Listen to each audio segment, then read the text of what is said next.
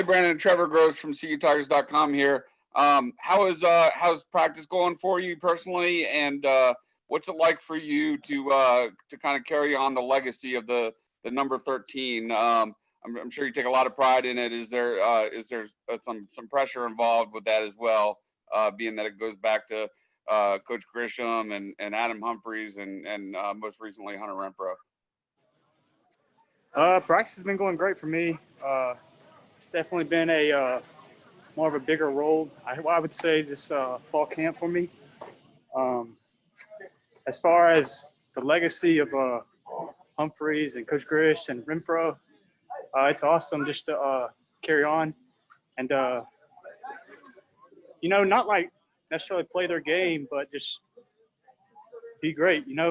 All three of them were great receivers. I'm just here to keep that standard high.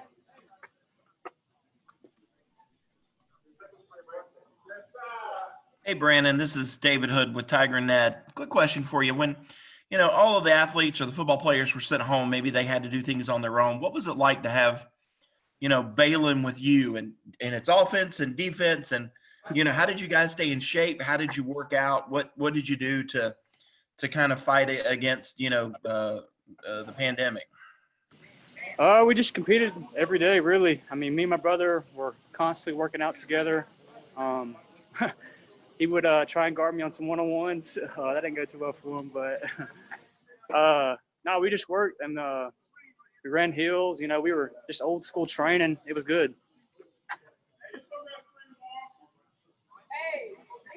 Who won the majority of those one-on-ones with him trying to cover you?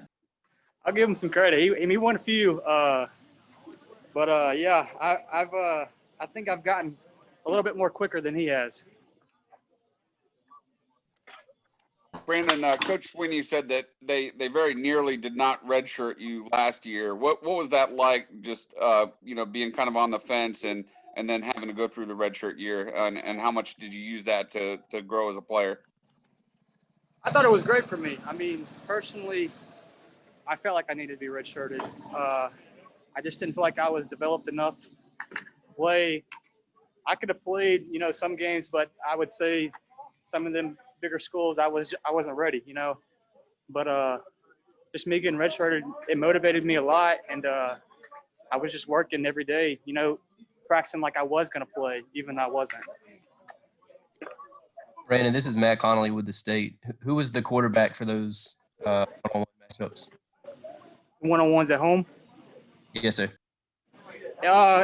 Actually, me and Trevor threw a little, because he's from Cartersville and I'm from Calhoun.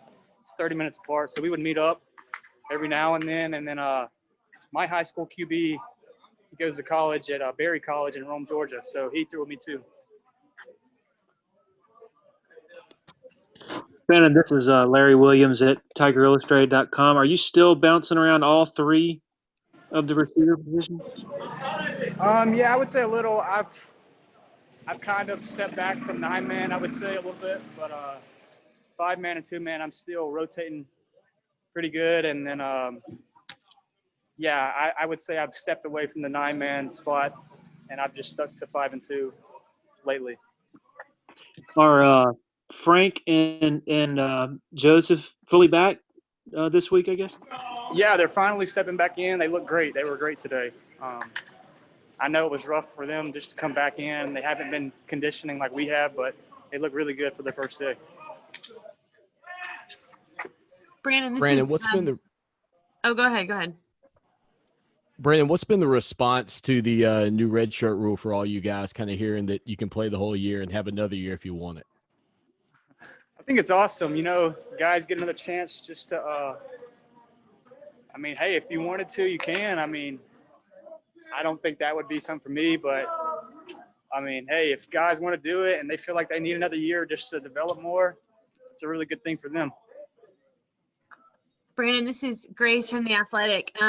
You mentioned obviously working out with your brother, and I know your dad went to Clemson. I guess just what's it been like for your whole family to kind of experience both of y'all going through Clemson together? It's been an awesome experience. I came here when I was little, just watching the games thinking, man, I want to play here. And then me actually being here on the field is shocking. I never thought I would have ever been here, but I'm thankful and I'm blessed just to be here. Hey, Brannon, this is Josh from the Post and Courier. We've seen some ACC schools cancel or postpone in-person classes for now when students have come back to campus. Are you at all concerned about that when students start coming back to campus? Yeah, it's a little concerning just because, you know, some kids might not be following the protocol as much as others. So, I mean, yeah, it is a little bit nervous, and it's hopefully it won't turn out bad. You know, hopefully everybody will be smart and wear their mask and follow the protocol. Hey, Brandon, it's Anna with 24/7 Sports. I guess being in the slot, have you gone against Malcolm Green a lot? I have. I've bounced around him and Ray Thornton and any other safety. Malcolm's been looking really well just for a freshman. He's definitely stout and he plays like strong. That's what I would say. He's just really good as far as like sitting on routes and off the line. He's really good. He's got really good feet on him. And then what cornerback would you say you feel like you've had the best battles with so far? That's hard. Definitely DK. DK's been amazing. I mean, his feet, his footwork, he's gotten a lot better, I feel like, since last season. And then Andrew Booth, he's looking really good. You know, he's battling an injury right now, but he's looking really good. And then Sheridan has improved a lot, and he's looking a lot better. Did Andrew not practice today? No, I don't know exactly what's wrong, but he didn't practice today. Thanks. For those that don't know, can you kind of go back, circle back and talk about the number 13? How did you request that? Was that just given to you? And if you wanted it, why? I did request it just because, you know, I felt like it would have been awesome just to, you know, there's been a tremendous amount of guys. There's been 3 great guys that have been the slot receiver, and you know, I came here thinking I was going to play the slot too. So I was like, hey man, maybe this can work out. Maybe I can continue on to be the next 13 slot receiver. Is there any pressure that comes with it? Any what?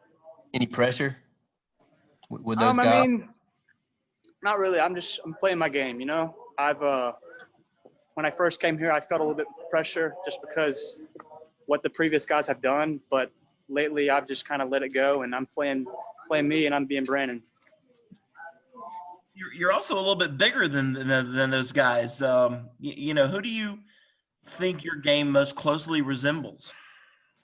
As far as the previous 13s? Yeah, or anybody else.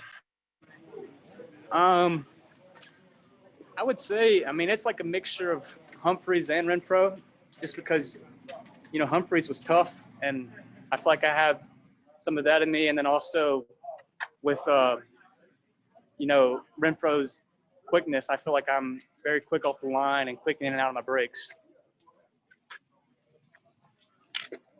Brandon, have you developed a pretty good chemistry with DJ, the quarterback, freshman quarterback, and you know, what are your first impressions of him? Yeah, I feel like we've definitely developed a nice connection. He's looking great. He's a baller, you know. He's still figuring out the whole offense, but once he gets everything figured out, he'll be really good. It's going to be crazy. Balin said in the other interview just a few seconds ago that he thinks he's faster than you, and he wants. Y'all got us both on here. Yeah, and he wants to race you. But have you guys raced? Is he faster than you? No, he's not faster than me, but that is funny. Brandon, what was it like for the receivers with all the, I guess, other receivers out? Not just Frank and Joe, but I guess Amari as well, and then a Joe. It was tough, but it was definitely good for me just to put myself out there and show my talents and finally get a chance to, I don't know, put myself on the first team for once. And I feel like me and Trevor had developed a nice connection over the time that all them other guys were out. So it was good for me. Brandon, Feel- Gavin Oliver with the Clemson Insider. Coach Elliott said during camp that you're very comparable to Hunter Renfrow, but you're bigger, faster, and probably just as quick as he is. What does it mean to you to hear Coach Elliott say something like that? That's an awesome compliment. I mean, I feel honored to have that said about me.